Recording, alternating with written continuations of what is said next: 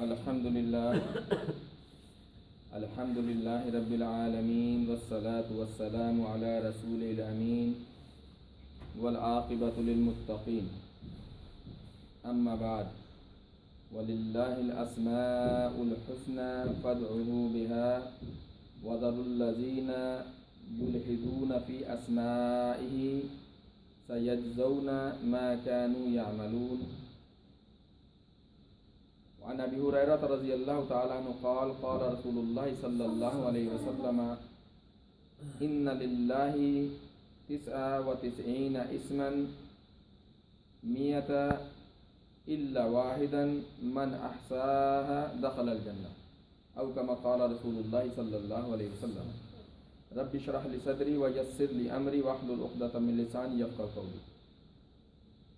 پیارے دوستو بھائیو، السلام علیکم ورحمۃ اللہ وبرکاتہ.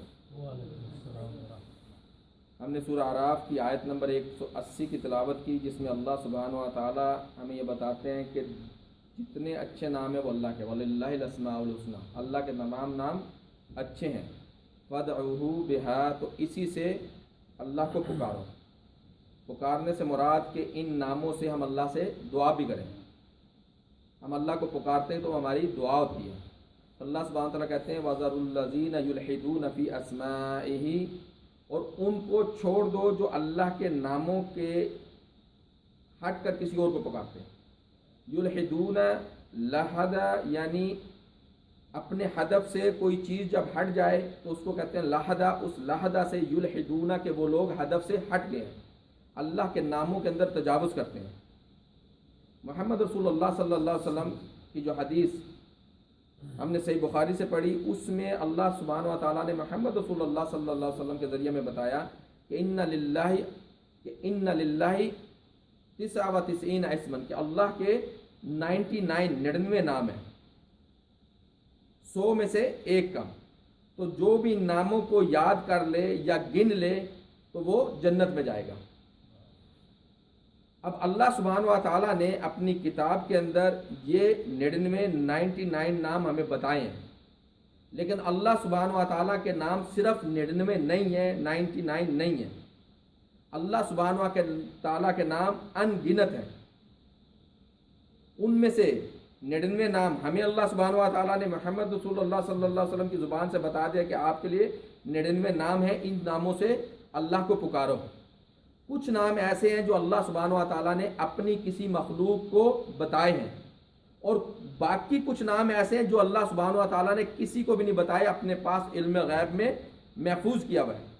اس سے ہمیں یہ پتہ چلتا ہے کہ کسی نبی کو، کسی فرشتے کو، کسی جن کو علم غیب نہیں ہے. اگر کسی کو ہوتا تو وہ ان ناموں کو بھی جان لیتا. تو اس لیے اللہ سبحانہ و تعالیٰ نے ہمیں اس بات سے بھی آگاہ کیا کہ علم الغیب صرف اللہ کے پاس ہے، کسی کے پاس نہیں ہے. اس لیے وہ نام جو اللہ سبحانہ و تعالیٰ نے اپنے پاس اپنے علم الغیب میں رکھے ہوئے ہیں، ان سے کوئی مخلوق واقف نہیں ہے. ناموں کے ذریعے جب ہم اللہ سبحانہ و تعالیٰ سے دعا کرتے ہیں تو اللہ سبحانہ و تعالیٰ ہماری دعا کو قبول کرتے ہیں. لیکن آج ہم لوگ اللہ کی صفات سے، اللہ کی ذات سے بے خبر ہونے کی وجہ سے اللہ کے ساتھ اپنا رابطہ توڑے ہوئے ہیں. اس وجہ سے جب بھی ہمیں کوئی مصیبت یا رنج پہنچتا ہے تو ہم اس طریقے سے اللہ سے دعا نہیں مانگتے جس طرح اللہ اور اللہ کے رسول نے ہمیں بتایا. اللہ کے نبی محمد رسول اللہ صلی اللہ علیہ وسلم نے ہمیں ایک دعا سکھائی، جس دعا کے اندر جیسے اللہ سبحانہ و تعالیٰ نے سورہ فاتحہ کے اندر ہمیں دعا بتائی اور پھر اللہ نے سب سے بہترین چیز ہمیں دی، اسی طرح محمد رسول اللہ صلی اللہ علیہ وسلم کی زبان سے بھی اللہ سبحانہ وتعالیٰ نے ایک دعا ہمیں بتائی. اس دعا میں بھی سورہ فاتحہ کی طرح توحید بھی ہے اور اللہ سے مانگنے کا طریقہ بھی ہے اور اللہ کی طرف سے خوشخبری بھی ہے. اللہ کے نام ان گنت ہیں. اللہ سبحانہ وتعالیٰ نے جب اس قرآن کو محمد رسول اللہ صلی اللہ علیہ وسلم کے اوپر اتارنا شروع کیا تو جو پہلی آیت اتاری، اس آیت کے اندر اللہ سبحانہ وتعالیٰ نے اپنا وہ نام رکھا جس سے ہمیں پتہ چلا کہ تمام مخلوقوں کا پالن ہار، پالنے والا ایک رب ہے، ایک اللہ ہے.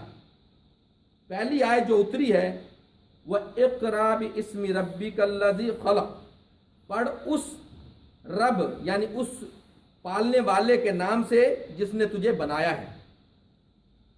لیکن ہم جانتے ہیں کہ یہ آیت قرآن کی پہلی آیت ترتیب میں نہیں ہے، لیکن جو سورت جو آیات اللہ سبحانہ تعالیٰ نے پہلی رکھی قرآن کے اندر، وہاں بھی آغاز اپنے ناموں کے ساتھ کیا۔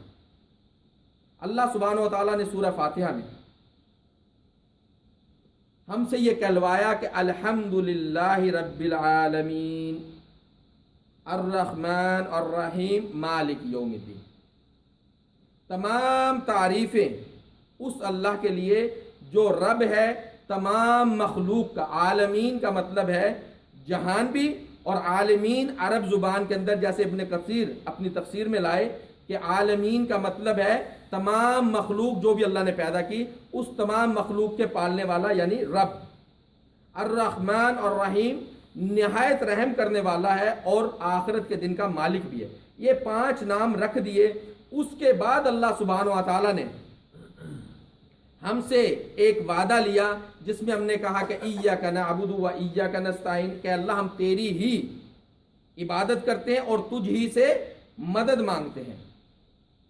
جب یہ سب کچھ کر لیا تو اس کے بعد ہم اللہ سبحانہ تعالیٰ سے دعا کرتے ہیں کہ اللہ اب ہمیں سیدھا راستہ دکھا، اہدنا صراط المستقیم۔ ہم نے اللہ سے سیدھا راستہ مانگا، لیکن کس وسیلے سے؟ اللہ کے ناموں کے وسیلے سے۔ ہم نے اللہ کی ذات کو پہچاننے کا دعویٰ کیا کہ اللہ تو ایک ہے جو سب جہانوں کو پالنے والا ہے، اور پھر جو بعد میں 5واں نام رکھا مالک یوم الدین، ہم نے اس بات کا اقرار کیا کہ اللہ اس دن جزا اور سزا کا مالک بھی تو ہی ہے، اور تیرے پاس آ کے ہم سارے اپنے سوالوں کا، اپنی باتوں کا، ہماری حرکات جو ان سب کا جواب بھی ہم تجھے دیں گے، اس پر بھی ہمارا ایمان ہے۔ جب ہم نے یہ سب کچھ کر لیا تو پھر اللہ سبحانہ و تعالیٰ نے ہماری دعا کو قبول کیا اور ہمیں یہ قرآن دیا، اور ہم اس قرآن کے ذریعے سے ہمیں سیدھا راستہ دکھایا۔ اب چونکہ ہر شخص جو اس دنیا کے اندر آیا، ایسا کوئی شخص نہیں جس کو کوئی غم یا کوئی پریشانی نہ ہو، اور اس غم اور پریشانی کرنے والا کو دور کرنے والا بھی ایک اللہ ہے۔ اس لیے محمد رسول اللہ صلی اللہ علیہ وسلم نے ہمیں بتایا، یہ حدیث ہمیں ملتی ہے کئی کتابوں میں، لیکن جو الفاظ میں انشاءاللہ تعالی استعمال کروں گا مسند احمد کے ہیں۔ مسند احمد میں قال رسول اللہ صلی اللہ علیہ وسلم ما اصاب احدا ہما او حزنا قط فقال اللهم انی عبدک وابن عبدک وابن اماتک ناصیتی بیدک ماض فی حکمک عدل فی قضاؤک عدل فی قضاؤک۔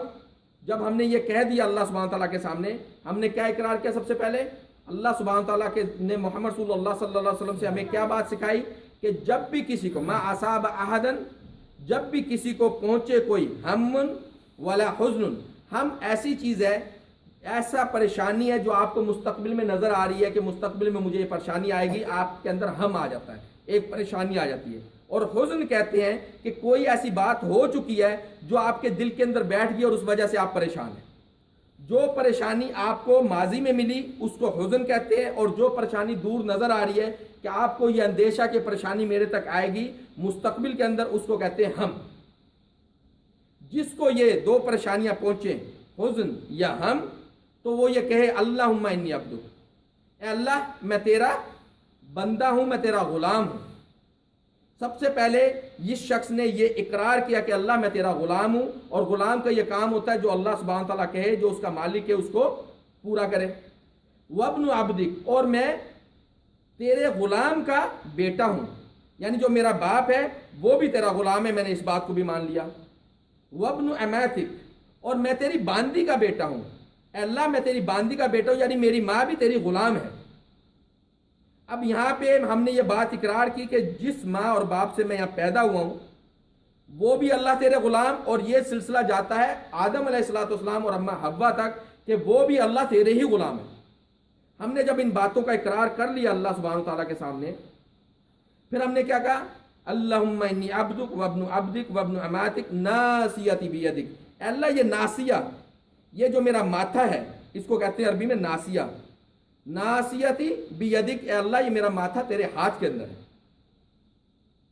اب جب میں نے یہ کہا کہ اللہ یہ ماتھا تیری قبضے کے اندر ہے، تیری قدرت کے اندر ہے، اس بات کو میں نے مان لیا، اور وہاں سورہ فاتحہ میں بھی کہا تھا ایاک نعبد، اے اللہ میں تیری ہی عبادت کروں گا، اور عبادت میں اللہ سبحانہ و تعالیٰ کو جو سب سے پسند عمل ہے وہ ہے سجدے کا۔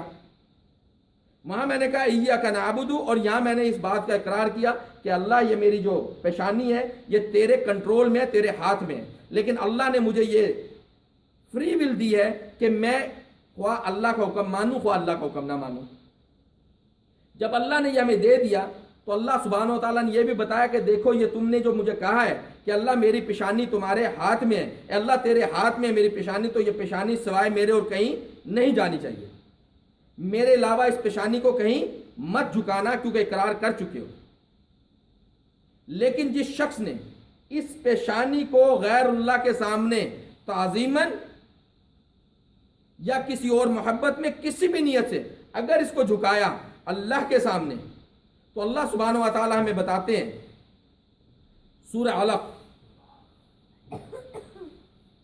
سورت نمبر 96 آیت نمبر 15 اور 16، وَلَئِن لَمْ يَنْتَحِ لَنَسْفَعًا بِنَاسِيَةٍ نَاسِيَةٍ كَاذِبَةٍ خَاطِئَةٍ، اگر تو باز نہ آیا تو ہم تجھے تیری پیشانی سے پکڑ کے گھسیٹیں گے، تیری پیشانی کاذبہ جھوٹ بولنے والی، خاطیہ خطا کرنے والی۔